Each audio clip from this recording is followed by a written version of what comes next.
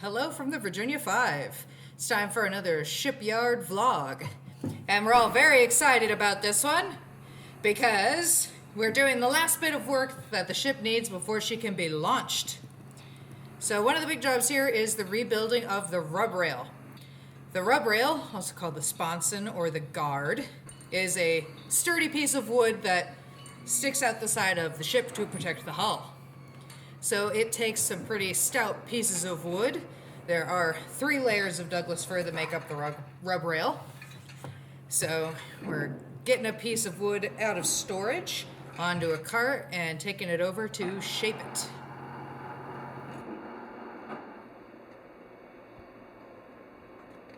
How's that feel?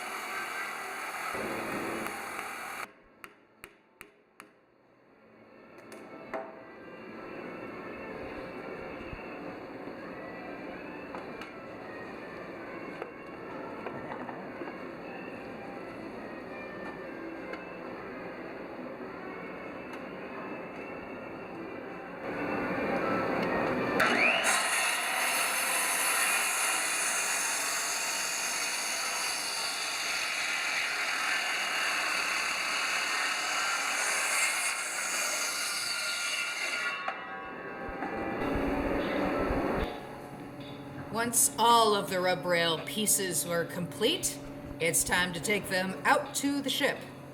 As you might imagine, these are incredibly heavy pieces of wood and they have to be lifted pretty high up the side of the ship. So the shipwrights have come up with a come-along system to lift these pieces into place. They just sink big eye bolts into the side of the pieces of wood, and then with the chains and the come-along can lift them up. But as you can see, this piece of wood has a little bit of a problem. It has a giant knot in it. That knot has got to go. Knots like that are a weak point in the wood.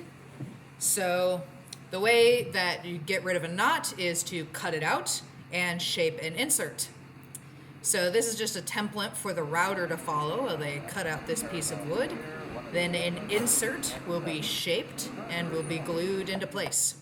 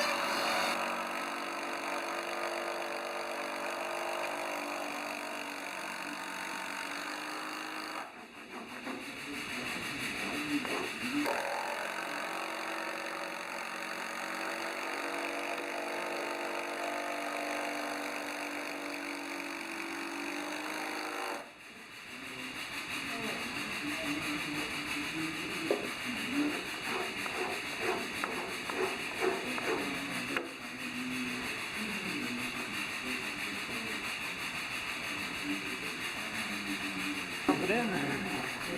Woo.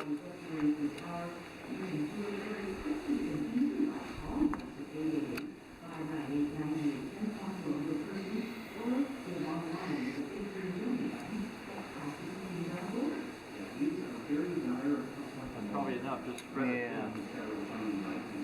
Just let it ooze out. Well, the tight fits, it doesn't always work. You gotta, yeah.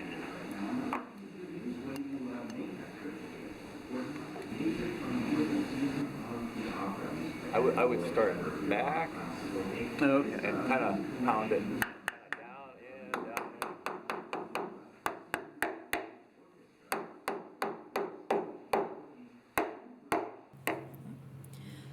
After the insert has been fastened down, a little run with the power planer will make it smooth and even with the rest of the plank.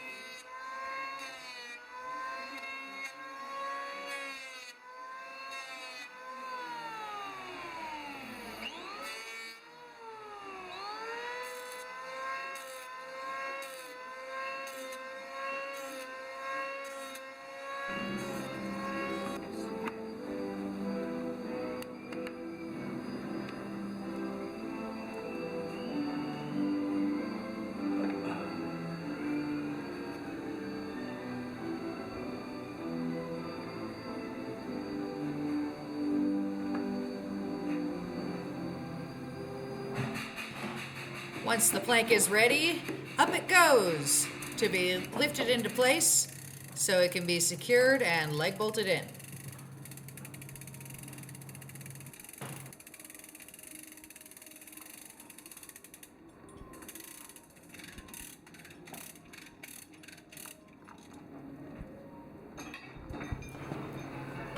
Before the new piece of wood is bolted into place, a layer of Irish felt is going underneath it. So this is Irish felt. It is a felt product that has bitumen, a petroleum product, embedded in it. It makes a great preservative. It's used as sort of a bedding piece under a lot of pieces of wood. It also soaks up boat sauce really well. So this piece of Irish felt is going to get slathered in boat sauce. They will be putting Irish felt between each piece of Rubrail to help preserve them and keep them from rotting, like they did last time.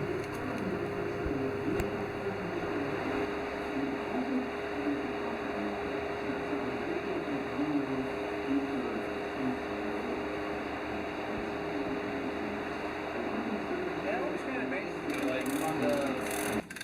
Okay, you gotta stop. You have to be lower there. Okay.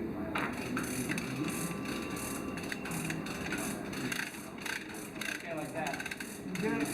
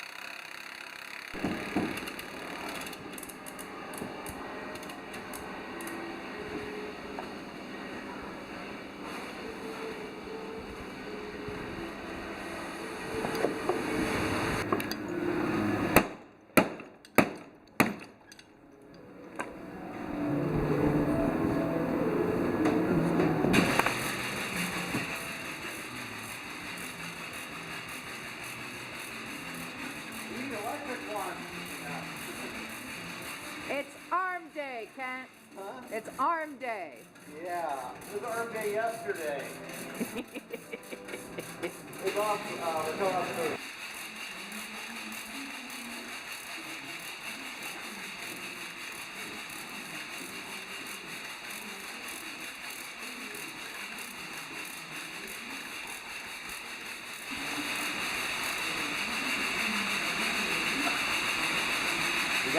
Is that about the right height, I wonder?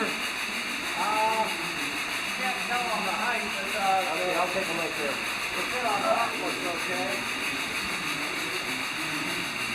Actually, the height is about correct. bit of a difficult piece to fit was the one all the way at the stern, where the ship's curve is a little stronger.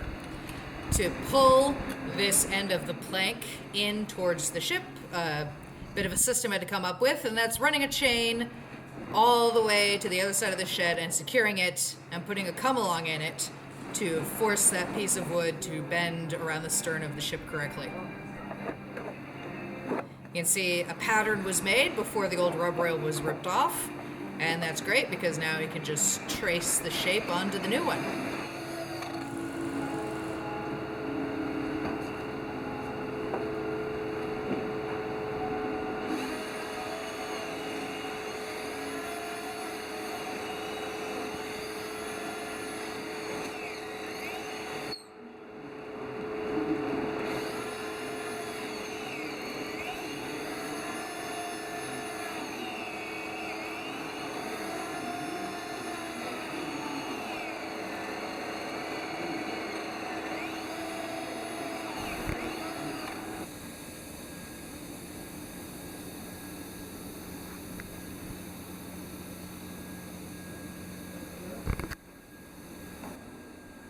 So the Rubrail is really coming together over here.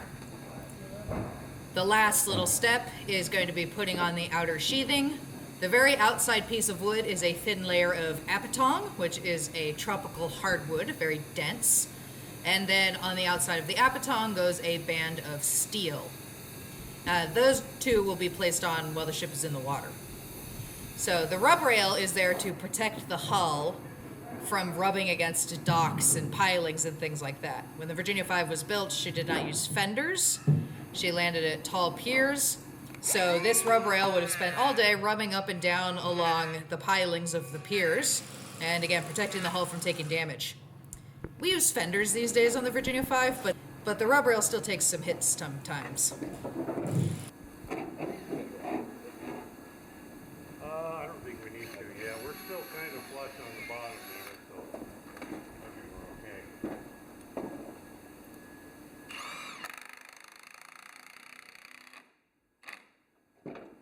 You know what? We're ending up really low here. We're about flush here or no? No. Oh, okay. So.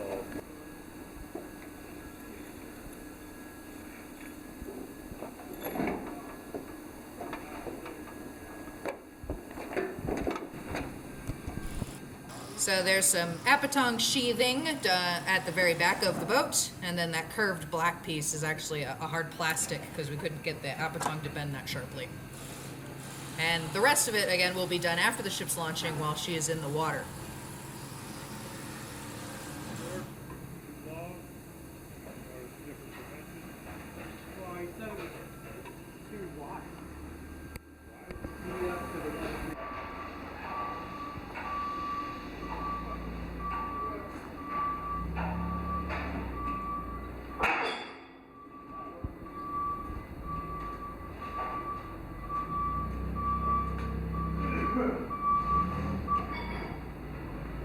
With the Rubrail complete for now, there are plenty of other tasks to be done on the ship before she is ready for launch day. So over in the engine room, we've gotten our new throttle valve in.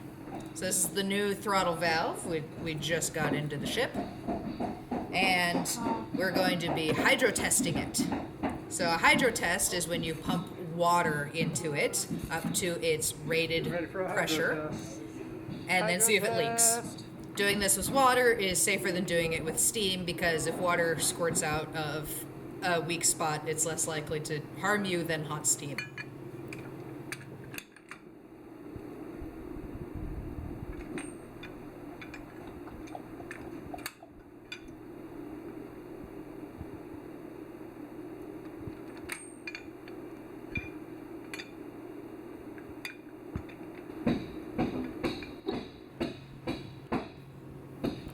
So you can see we've got a hose here, which we've hooked up to a fitting, and a pump, which is just going to pump water into this line to its rated pressure, and we will be able to see if it leaks.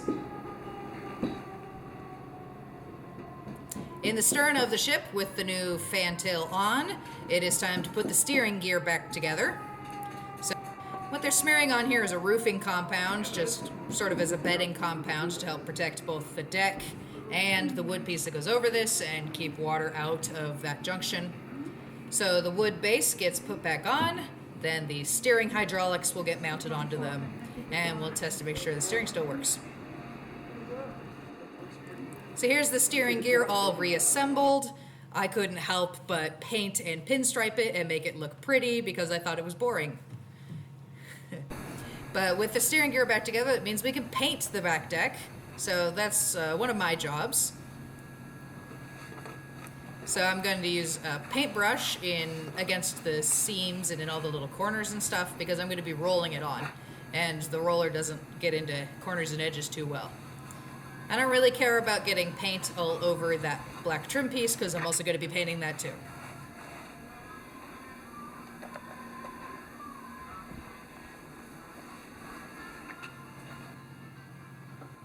And then the paint gets rolled on.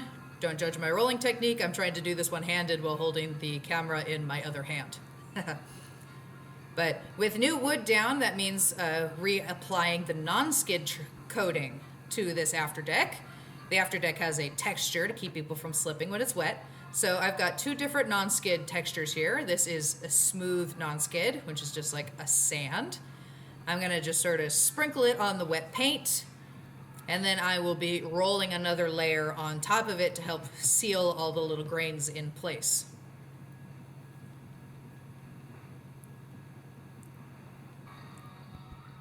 Then I also have a coarse non-skid, which is a much bigger grain.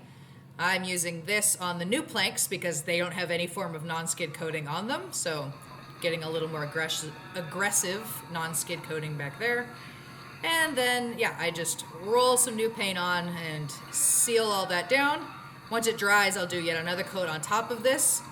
A lot of times after the first coat, a lot of the grains won't be quite stuck in place, and then when people walk on it, they tend to track sand everywhere. So, good to do another coat on top of all of this, hopefully before anybody walks on it. Another job is pressure washing all of the ship's decks, except for the one I just painted, of course. So a good pressure wash helps prepare for painting, where our goal is to repaint pretty much the entire outside of the ship during this haul out to make her look pretty. But fresh coats of paint are also sort of our first line of defense against wood rot because it helps seal the wood and keep water and moisture out. Down on the hull, there's just a few more things to get done. So the sealant used on top of the corking is cement, as we saw in the corking video. And when the ship is hauled out of the water and the hull planks dry, they shrink a little bit. And this can make the cement crack and fall out. So portions of the bow are getting re-cemented. This just involves knocking the old cement out and then applying fresh cement.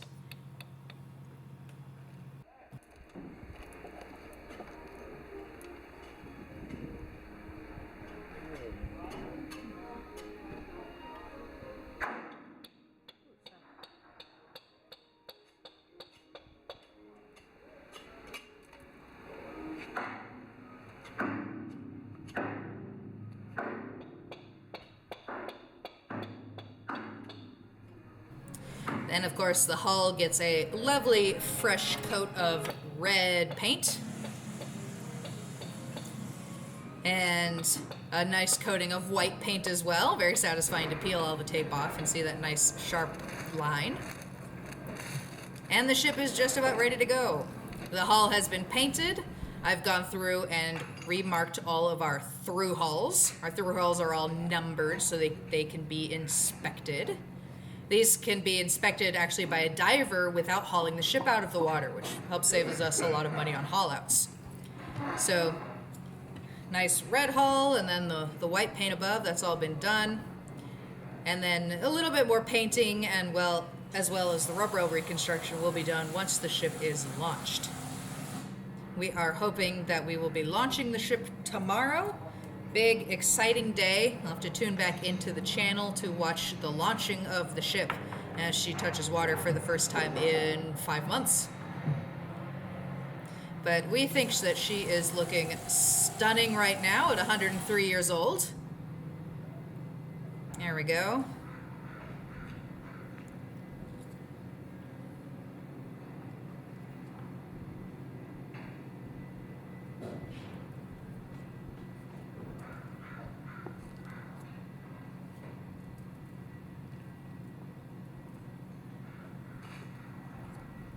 So thank you for tuning into the channel, and be sure to come in next time to watch the launching process. You can also help the Virginia 5 by going to our website at www.virginiav.org. Till next time.